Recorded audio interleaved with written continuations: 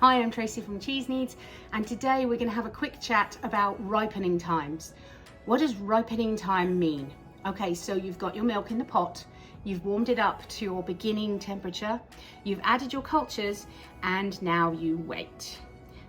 Most recipes, not all, most recipes, and now you wait. So if you're making Gruyere, you wait for 10 minutes. If you're making Gouda, you wait for 20 minutes. If you're making cheddar, it's 45 minutes. If you're making Parmesan, like we're going to be doing this weekend, then you're waiting 45 minutes. So that period of time between inoculation and when you move on to the renneting is called ripening. We're ripening the milk. What we're doing is we've got the milk to cow body temperature or thereabouts. We've given it the specified culture, and now we're just waiting for those cultures to multiply. They're having a party right now. It's Club Med in there. They are multiplying. They're eating the lactose in the milk, which acidifies your curd from around about 7. It's 6.7, I think it is. Very close to 7, which is neutral, down to the 5 area. If you don't know a lot about pH, if you don't use a pH meter when you're making cheese, it's perfectly fine. It's not entirely necessary. As a beginner, to learn to make cheese, you just follow the recipe. It says 10 minutes for this, 20 minutes for this, 45 minutes for this. Follow those recipes. The person that wrote that recipe should know what they're doing, and they should have correctly acidified that curd. Now, it's fine. The internet's full of information. Trying to work out which pieces are safe and you should be using and which pieces you should stay away from is really difficult. I get it, we all struggle with that. So this is why in group Learn to Make Cheese, we have page experts. We have people whose advice I trust to be given to you. Okay, so if I'm not there to answer your question, one of the other experts will chime in and they will answer your question, and 9 times out of 10 they'll give you the exact same answer that I would have given you, because we're all working from the same safety sheet, we're all working from the same protective guidelines, and we all want you to be safe and make great cheese.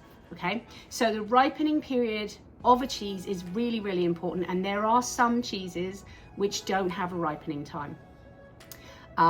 Yesterday's is a prime example. I created this cheese. It deliberately doesn't have a ripening time because it acidifies in the vat after renneting. That is important to the flavor development. If you do the 1.5 hour wait as your ripening time, then the flavor profile will be way off the charts. It goes far too acidic far too quickly, and it just doesn't work. And with the amount of rennet that you're using, you're trapping in too much of that whey. It won't give the whey off properly. I have tried it. It needs that 1.5 hours after you've renneted for an hour. You do 1 cut and then you leave it for an 1.5 hours. That's your acidification time. That is post-rennet ripening. Now that's quite rare. Not a lot of people put that in their recipes because it's not really supposed to work. Again, yesterday's is really not supposed to work, but it does. So I'm gonna go with it. Most recipes, however, will have a ripening time at the beginning before you put the rennet in.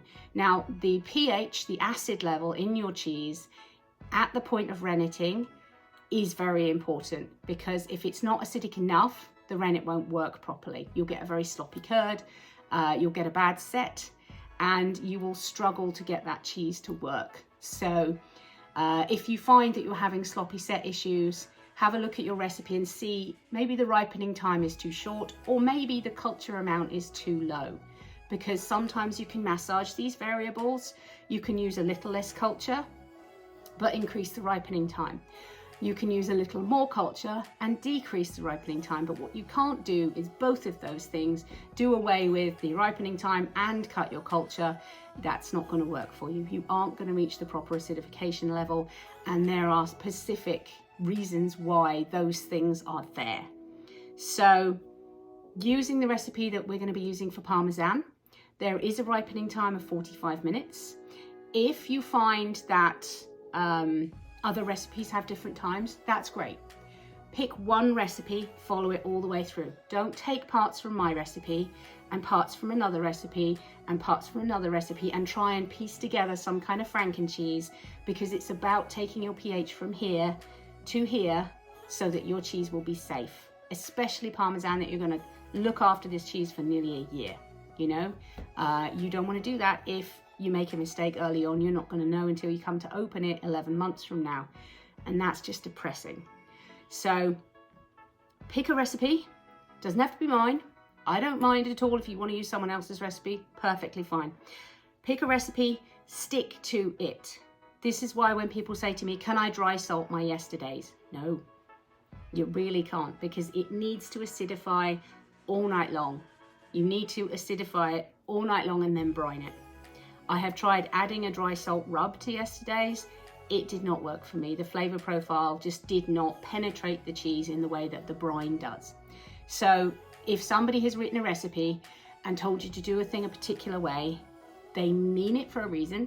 I'm not just trying to be awkward. I don't want to make you wait longer so that you have to wait while it brines. Trust me, I've tried 50 different variations to get that cheese to work, and it needs to be brined. Okay? So that's a quick word about ripening times. Hopefully our ripening time will be nearly up by now. Should be. And we can move on with renneting our cheese.